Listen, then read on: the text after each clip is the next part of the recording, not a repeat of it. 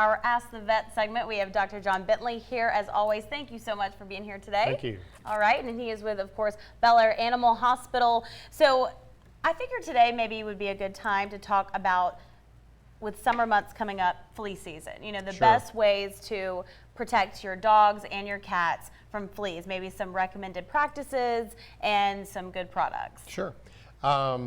This time of year, there's lots of, everything's getting warm and you're getting lots of rain, and so, the bugs start to come out down here. So parasites are always a problem. Fleas being the most pernicious, maybe.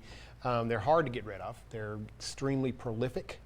And they don't, unlike what most people think, they don't live on the dog. They live in your house, in your yard, and they just hop on the dog when they need something to eat.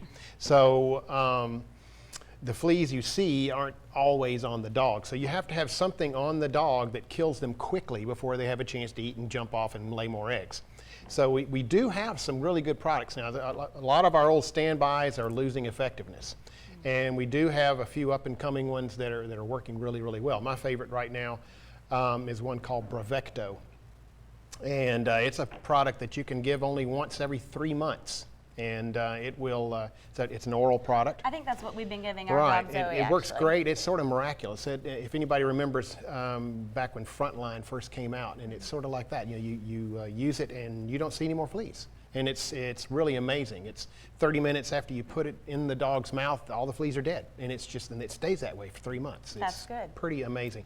And it turns into a walking flea bomb. So it gets rid of the fleas in your house and your yard and everything else just by living there. And so if anyone has ever dealt with fleas in their home, it's the worst thing in the world. If you have that problem, we don't, thankfully, but I know when I was younger, at my parents' house, we had a situation like that, and you have to pretty much clean everything. Yeah, my favorite story is that people come in and they say, well, my house doesn't have fleas. And I'm saying, no, they just don't like people. Your body temperature is a little lower than the animals. They're not really attracted to you unless there's nothing else to eat. So if you don't think you have fleas and your dog does, take the dog out, board it for 5 days. I guarantee you. They're out there. You will find that you have lots of fleas. Right. And if your animal goes outside at all, I mean, you need to have them on some sort of flea protectant. Sure. And then you got the other parasites, mosquitoes. A little more insidious problem. That usually doesn't make them itch that much, but what it does is it gives them heartworms. They get heartworms through mosquito bites. It is something that is all year round in Mobile. It is extremely important that you keep your dog on prevention for that, and that you have them tested yearly. None of the preventions are 100%. You got to have them tested every year to make sure that one of them didn't sneak through. Yeah, and how important, you mentioned allergies. I know with our puppy, well, she's about a year old now, we noticed a rash on her the other day, and I'd given her a new treat. So how important is it to get your dog or your cat's allergy tested? I mean, is that something people do often? I'm not, allergy testing is available. I'll put it that way. I'm not a big user of allergy testing because it is very rare that you can find something they can avoid. Okay, sometimes it's food. That is I think that was a quick the case fix. With us. Because if they're allergic to beef, you feed them something else.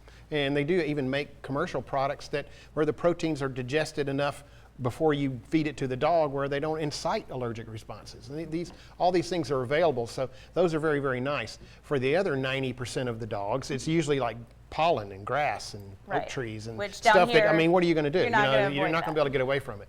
We used to think that they breathe it in, that's what made them itch. We don't think that anymore. Now it's pretty much all contact allergies, what's on their skin.